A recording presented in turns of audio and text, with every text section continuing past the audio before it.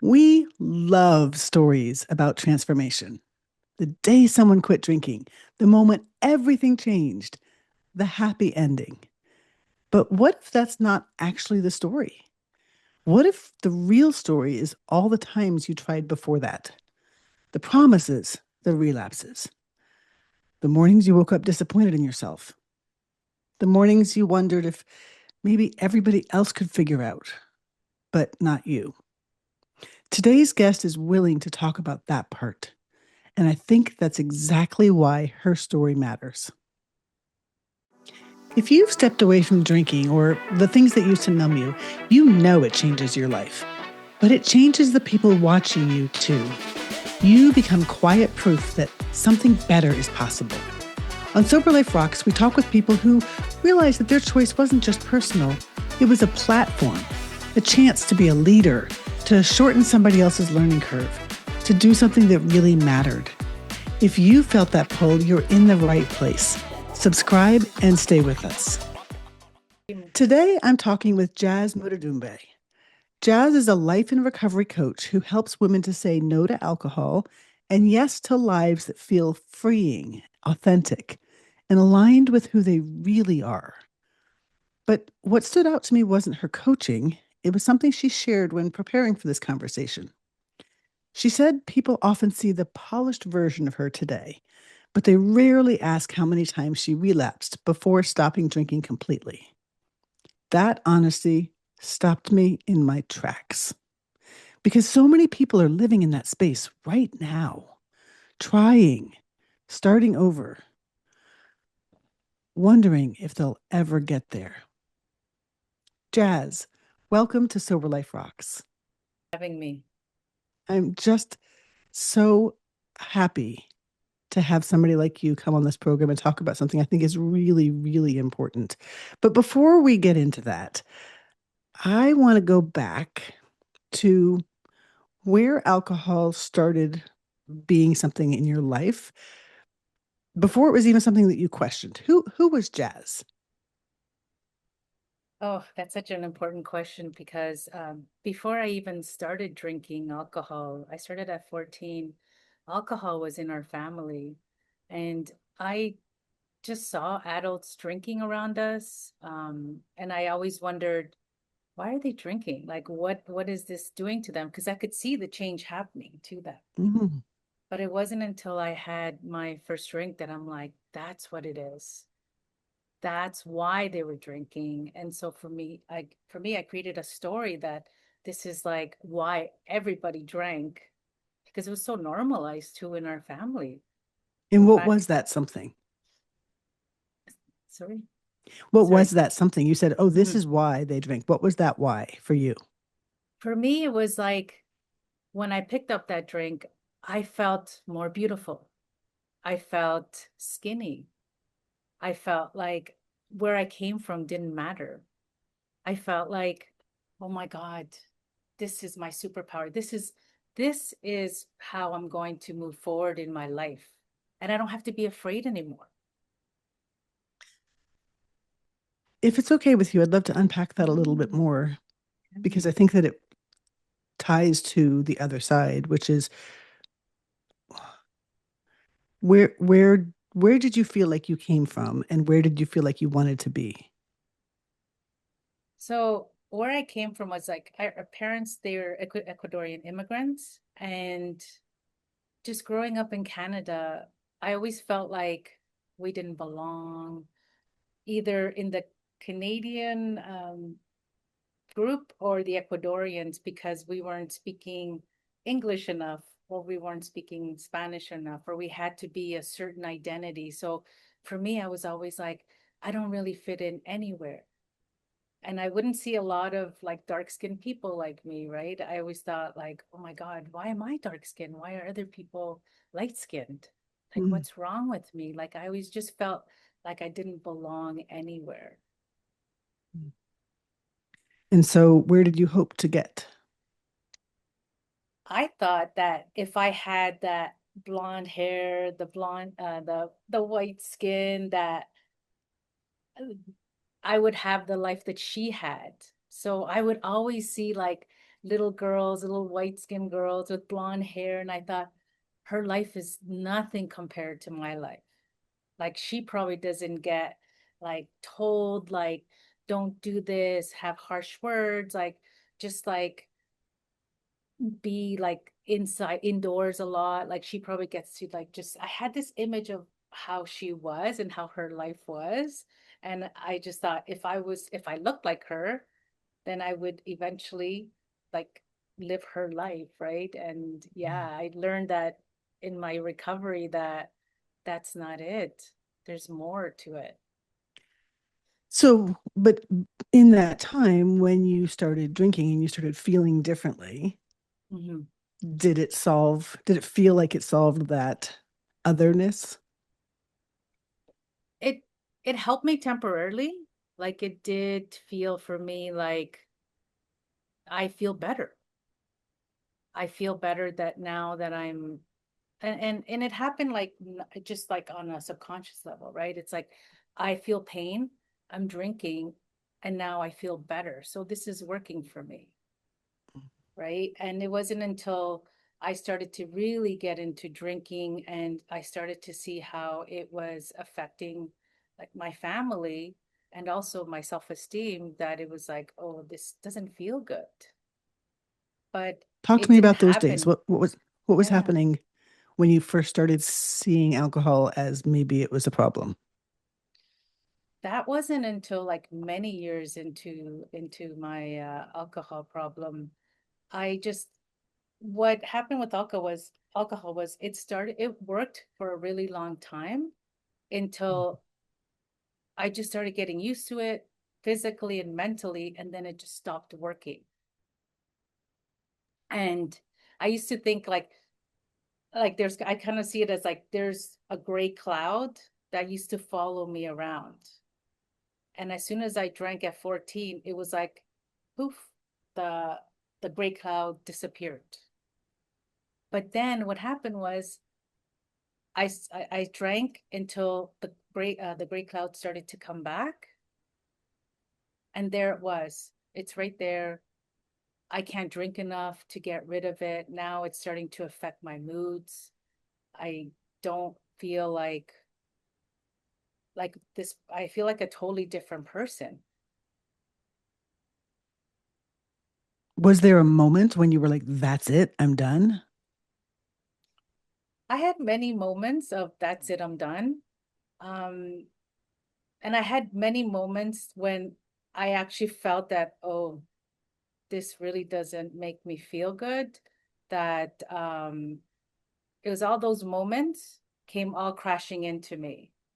Like, for example, my last year of drinking, me and my daughter went to a party. It was one of my best friend's party, and I had been drinking the night before, and I usually continued during the day after, and then I would go to a party or somewhere a little bit buzzed, and that was like my routine, and she knew it, right? Because she saw me drinking from when she was young. I was a teen mom, so she saw me through a lot of my drinking, right? And at that point, she just had enough. I had like just she's had enough, right? And so we were at the party and I got drunk and she called, like she just looked at me and she said, "What are you doing? Like you're drunk. Look at you. Like this is so embarrassing." And she said it like in front of everybody. And I just like gasped and I thought, how dare she talk to me like that? Truthfully, yes, I did. I was like, and then I was angry at her for talking to me like that because I grew up in a home where it's like you don't talk back to your mom, or you just have to respect them at all costs, right? And when she did that, it was like, oh my God, and I was upset at her, but I remembered that moment. Like that got packed away until I woke up one day, which I call like my rock bottom. I woke up one day on a Christmas day, actually the day after Christmas, just not knowing what time it was. I was hungover. I felt like I didn't know if it was 5 o'clock in the morning or 5 o'clock at night. That shameful feeling.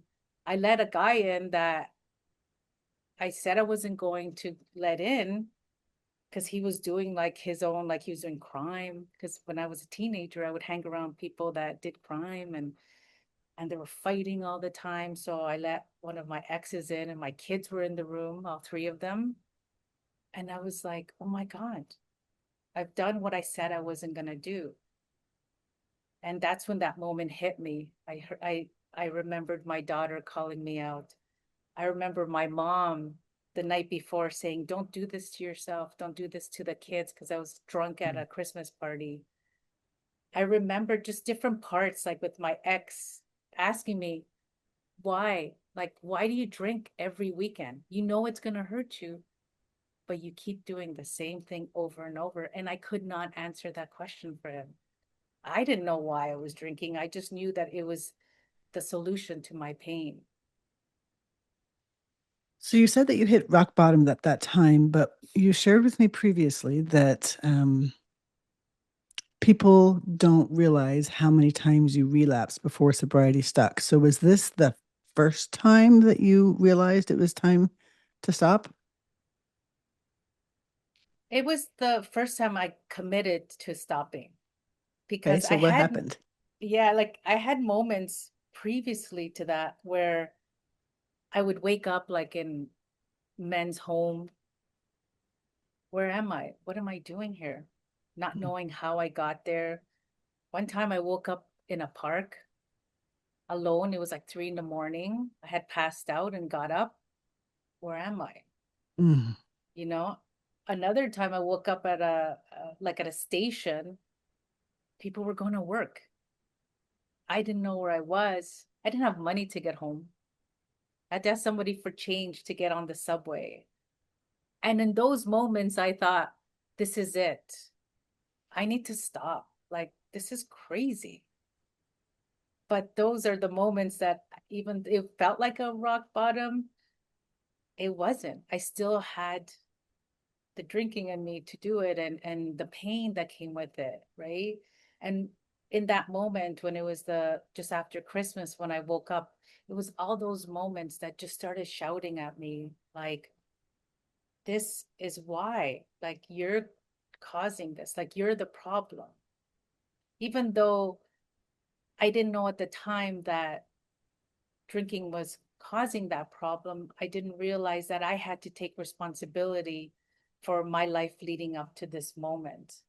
But it didn't come like just like, oh, it's like you're taking responsibility. It was just a moment of just, I think my soul was saying, you got to stop or you're going to die.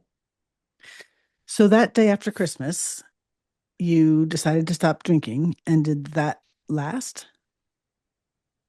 It did. It did. I did have a drink that day because I went to go see my sister.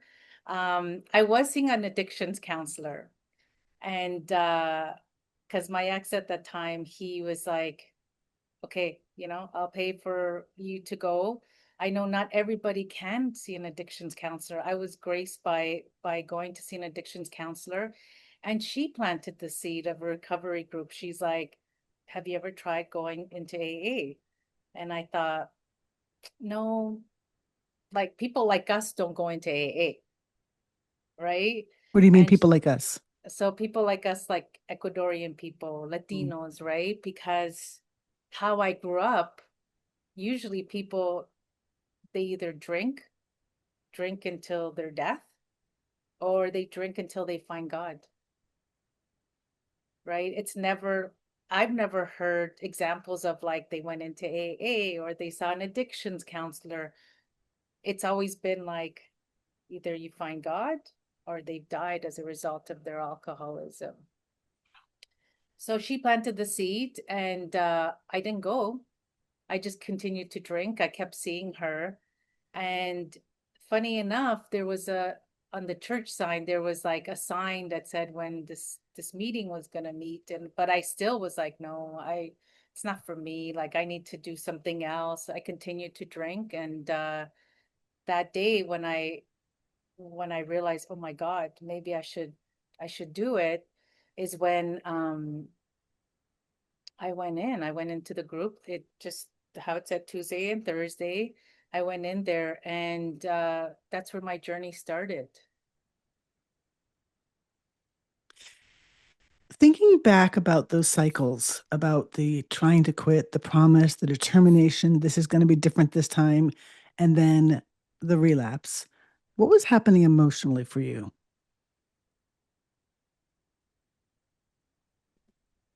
Emotionally, I didn't, I just felt shame. Hmm.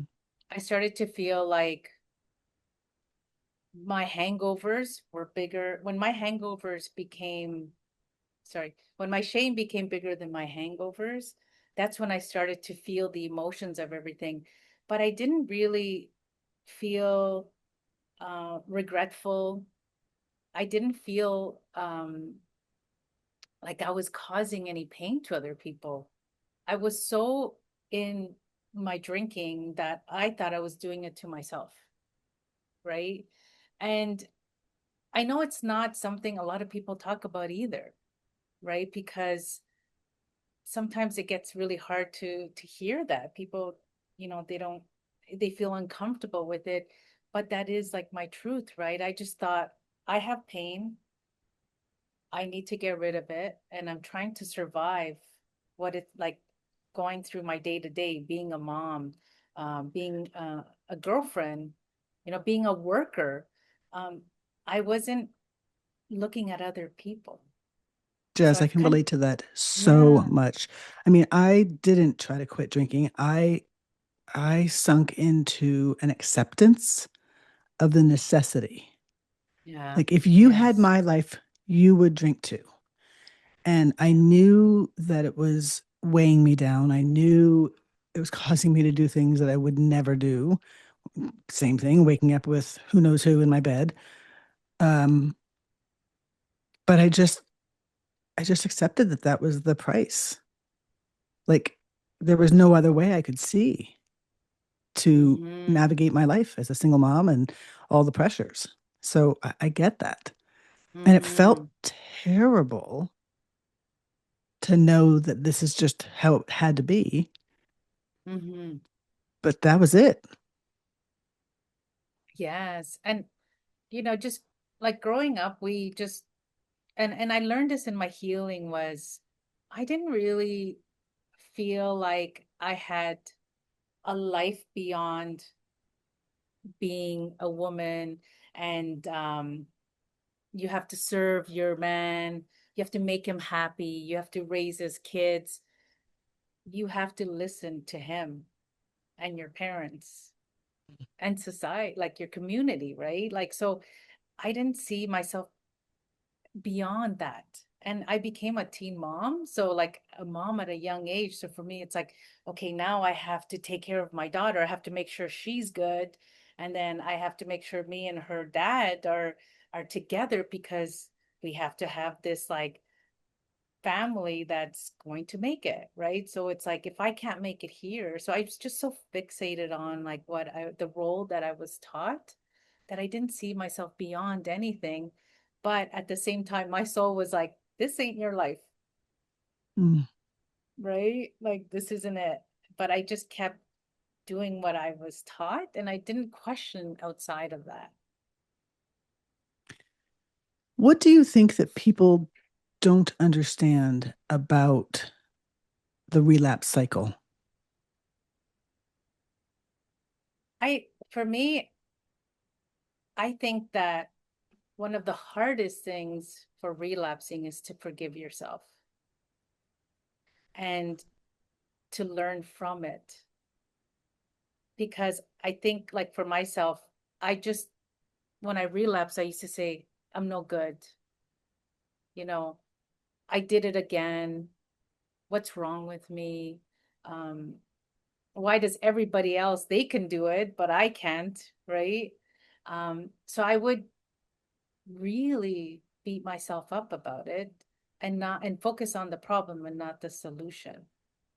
So if somebody can see that their relapse is actually a gift and information to why they continue to drink, then they can learn from it and do the next best thing for themselves at that moment. Well, let's put you back in that place. Mhm. Let's put you back in that place where I did it again. Could you have heard, oh, this is a piece of information? No, not at all. I wouldn't, because my journey in recovery was I needed to be around other people that shared their stories. And for me, that's familiarity, because in our family, we learned lessons and we taught each other, or we shared through stories. Mm. And so finding someone else that says, hey, you know what? I get you. I've relapsed so many times. And this is what I needed to do, or this is how I felt. That's when I can hear the message. Well, that brings me to really where I want to go with this next segment, Jazz, is, one of the things we talk about a lot on this podcast is that choosing to change our relationship with alcohol is very different from living our sober choices publicly. Mhm.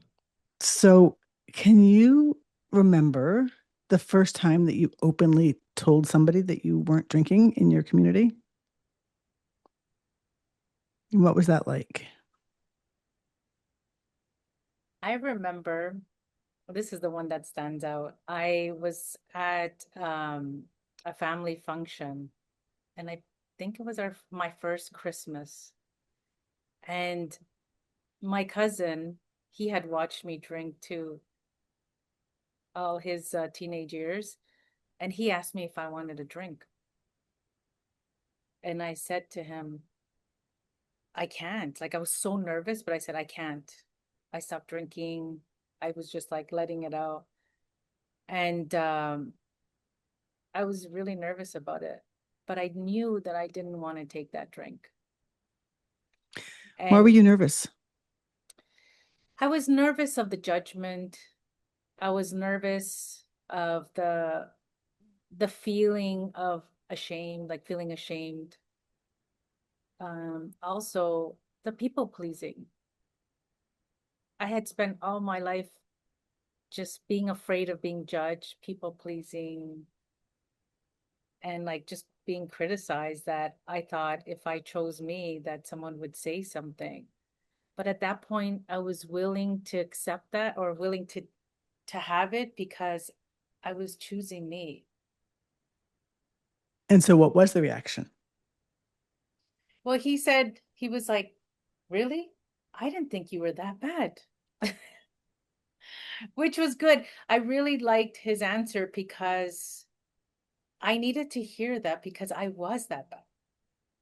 He didn't see me at my worst. He just saw me when we were at family functions drinking, or he would see me at other times, and it was bad. But the thing too is, what I think people don't also understand is, they'll see somebody drinking, they'll see somebody getting drunk, which is something like, you know, depending on your interpretation, that's, that you interpret it. But there's also the beyond drinking, where there's that you need it and you're drinking by yourself, you're hiding your drinking. Like, he didn't see that part. He only saw the times when I was partying. So for him, it wasn't so bad. Mm. And I told him it was bad. Mhm. And I said, I don't want it. And that's the moment where I started to commit more to my recovery. So, because you had started drinking at 14, did your choice to be more open about the fact that you weren't drinking change your relationships within your community? They changed actually for the better. But the first, I would say, couple of years of my sobriety, I needed to work on myself.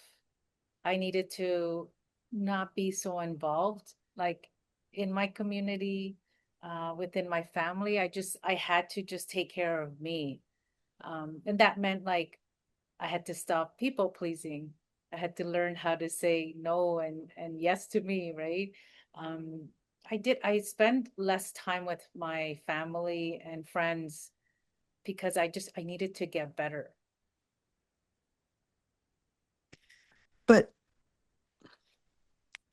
one thing we didn't really talk about, but I feel so strongly in today's culture, is how alcohol gets woven into family traditions and celebrations and cultural expectations.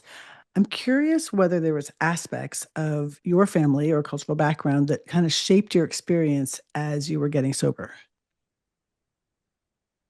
It did. It shaped my experience because everybody drank in my family, right? And it's very common in families. It's just we're going to a gathering, there's going to be alcohol.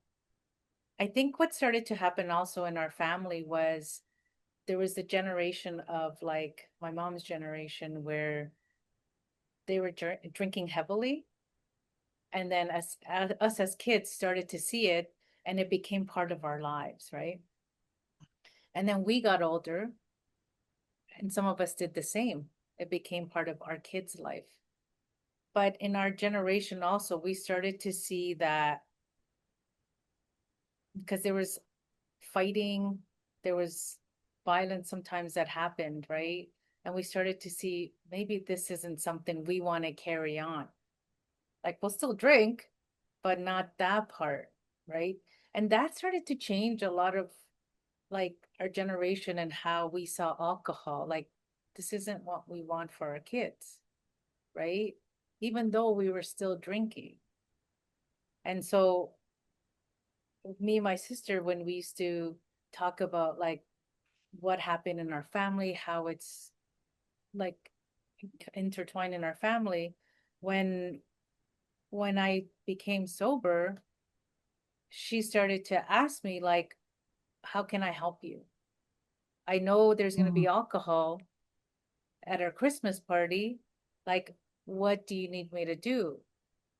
And that's when things started to change in our family, like in our just in our little immediate family, because we didn't know how to maneuver sobriety or recovery in our family. So she was there and she was like, what do you want to do? And eventually it evolved into we went from our family drinking to now we play games on Christmas.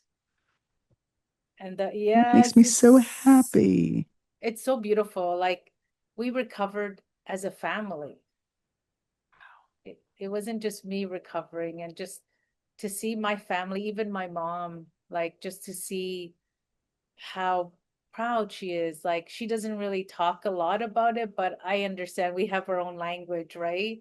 Because in our culture, it's not like in our culture, it's not, or in her generation, recovery is just something so foreign, right? So, but now it's not because here she is. She has a daughter that's in recovery and she's told people, my daughter doesn't drink, right? Which is Oh, she's proud huge. of you.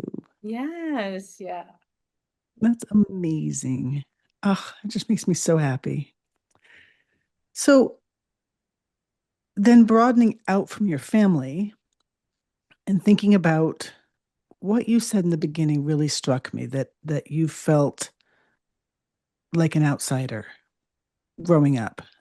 And I'm wondering when you first got sober, did you see or encounter anybody else who looked like you or came from a similar background or shared a similar life experiencing, um, talking openly about sobriety? Yes, actually, in fact, in my recovery group, I started to see people that looked different, but they had similar stories and they felt just like me. And that's where things changed. Like I was like, oh my God, there's like because where I came from, it's like we grew up in like inner city schools and like housing and just like you Multicultural. know, yes, Yeah. multicultural. We used to get our furniture from like the garbage, and it was like, oh, there's good, I mean, now it's okay, but back then it was like, oh my God, we don't, our when our friends we used to talk about it, they were like, what? Right? But it was like it was just it was beautiful to see, like, when I went in to my recovery group, there was people that were like from a predominant, like, wealthy place, like the area was, right? And they, for me, I always say they had like suits, and the women looked like Aubrey Hepburn, and I was like, oh my God, where am I, right? I didn't see any Latinos, but I did see a Portuguese guy, and I was like, okay, I grew up with Portuguese people, so there's I'm gonna stick to him.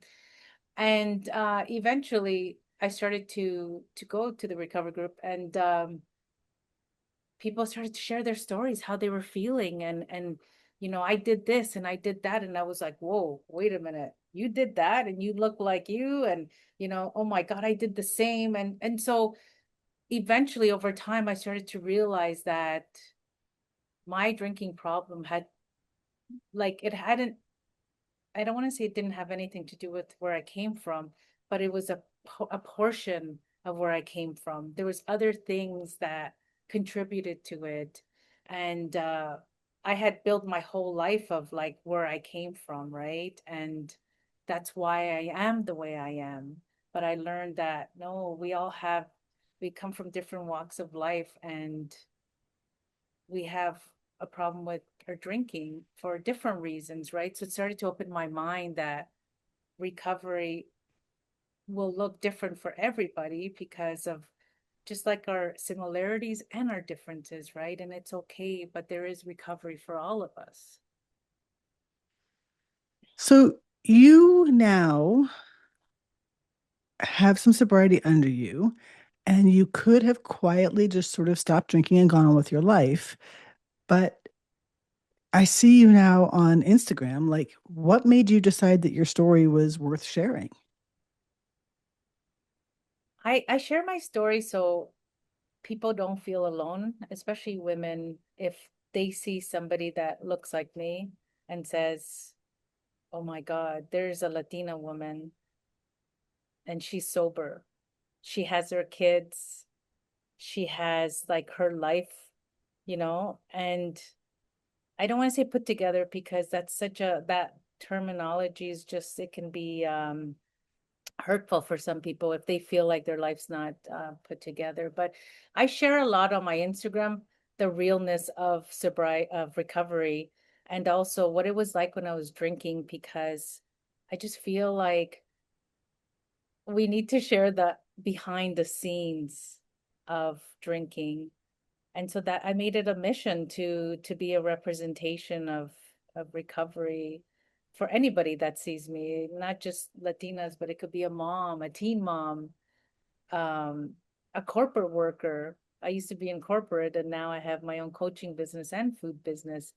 So just if I can show a slight representation, that's my goal, and to help women feel like they're not alone. I went onto your Instagram prior to this, and I that's one of the things that I just loved about you was, you came on and one day you didn't appear to have any makeup on, you didn't appear to be like all, put together, and you were just like, anybody who thinks that just because you quit drinking, like everything's perfect and solved, no.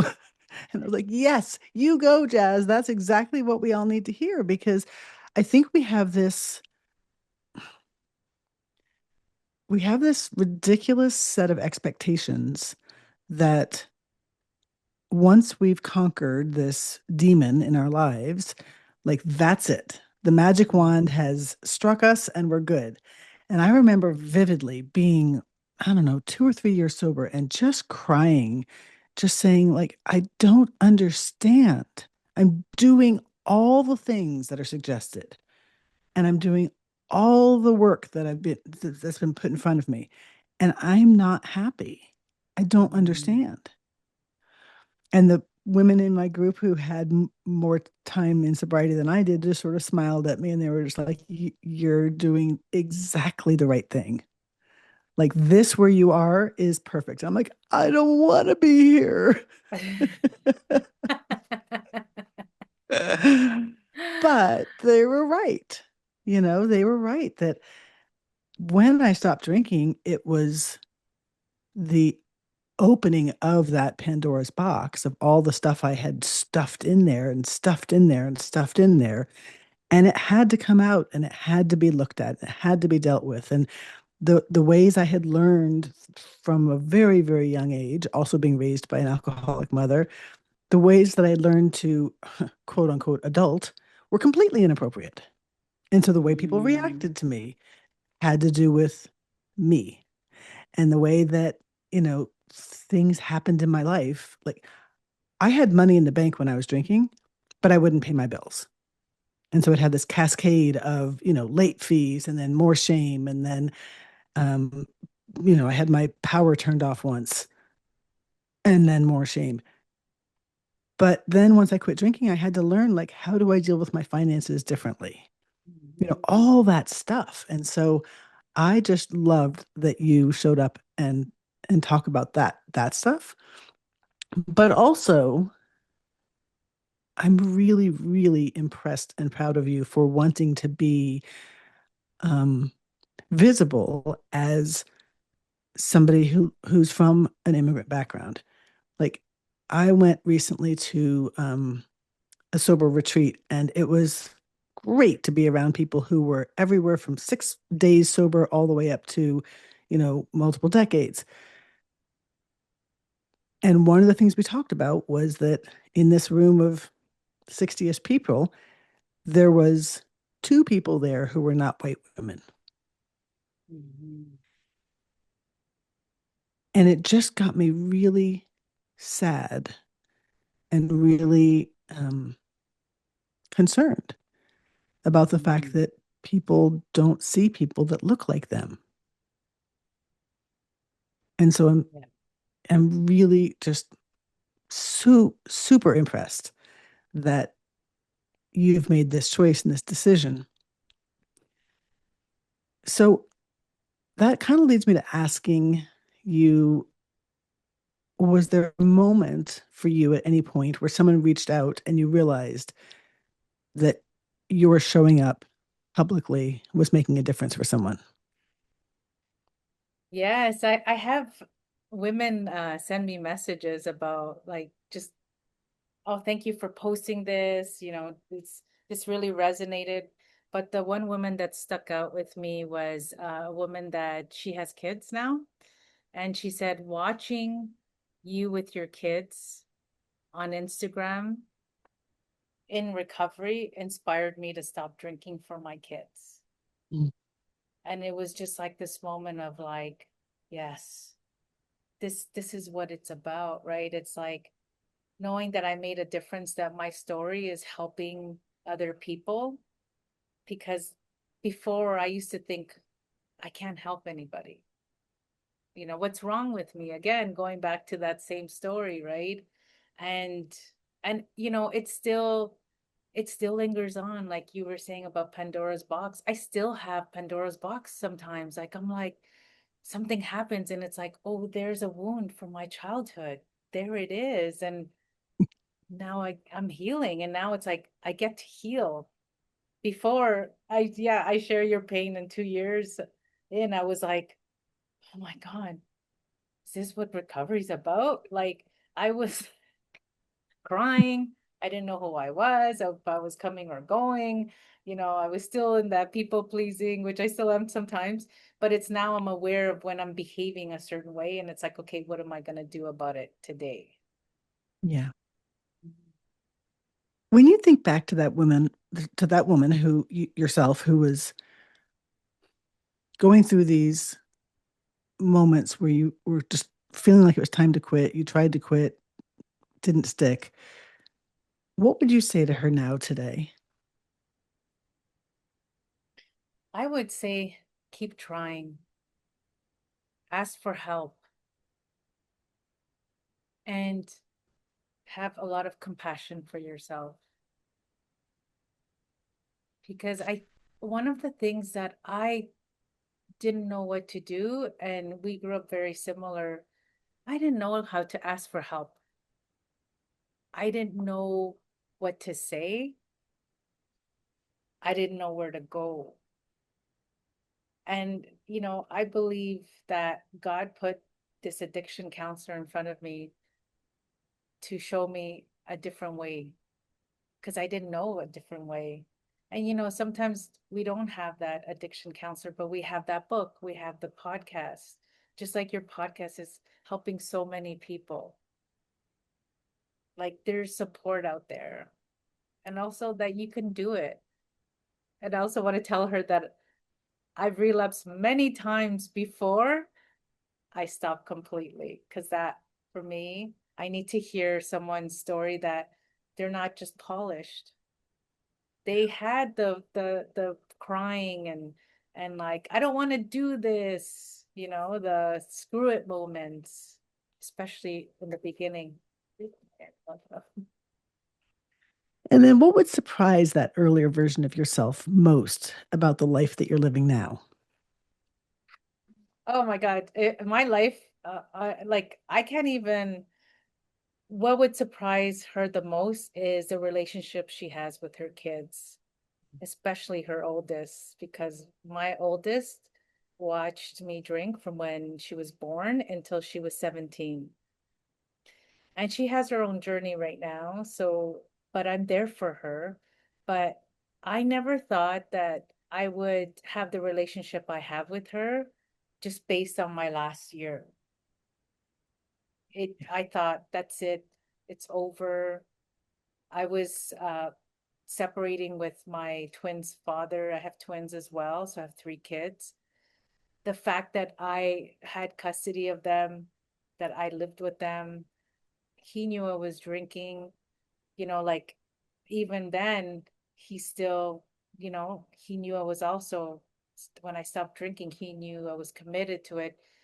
And I had them all under the same roof, which at one point in time when I stopped drinking, I was terrified. I thought, oh my God, I'm gonna lose my twins.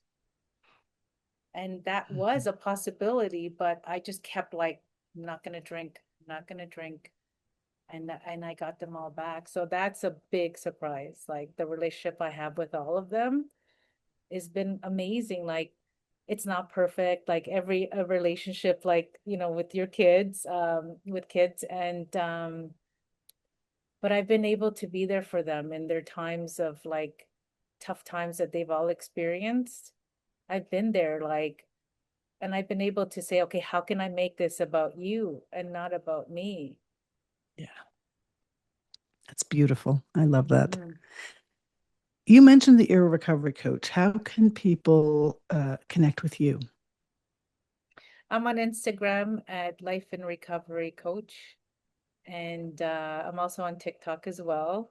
I started to go into TikTok and see what it's about, and I'm just enjoying making videos. Some of them are fun, some of them are really serious. I like to balance them off. But they can find me there and send me a message there as well. Beautiful. Is there anything that I didn't ask you that you want to say? I just want to say that for anybody that's struggling and they feel like it's recovery is not for them, I just want to say, like, give it a shot. If you don't know where to start with this podcast, listen to Sober Life Rocks, and just be curious. Even if you don't want to give up alcohol completely, just know there's a life out there that you can create to make a life worth living in. Yeah. That's a mic drop moment. Beautiful. As I'm thinking about this conversation, it reminds me that change in our lives rarely happens in a straight line. And honestly, that's true like beyond recovery as well, right? That Mm. most meaningful things in life require us to keep showing up after disappointment or after setbacks or after moments that we're tempted to believe that like we're the exception, that everyone else can do it, but we can't. Mhm. And maybe that's why stories like this matter, because every time someone chooses to live their sober choices out loud, they give someone else permission to believe that a different future is possible, not because they were perfect, but because they kept going. Jazz, I just want to thank you so much for coming on the podcast. It's been a delight to talk to somebody that I feel like I can relate to so much, despite the fact that we grew up very differently. And for those of you listening, if this conversation resonated with you, share it with somebody else who needs it. And if you are in a season of trying again, starting over, or questioning what might be possible, I hope Jazz's story reminds you that progress isn't perfection, it's persistence and community. Make sure that you're subscribed to Sober Life Rocks on whatever platform you're listening to. And remember, it doesn't matter what's in your cup. We're really glad that you're here. Thank you. Thank you.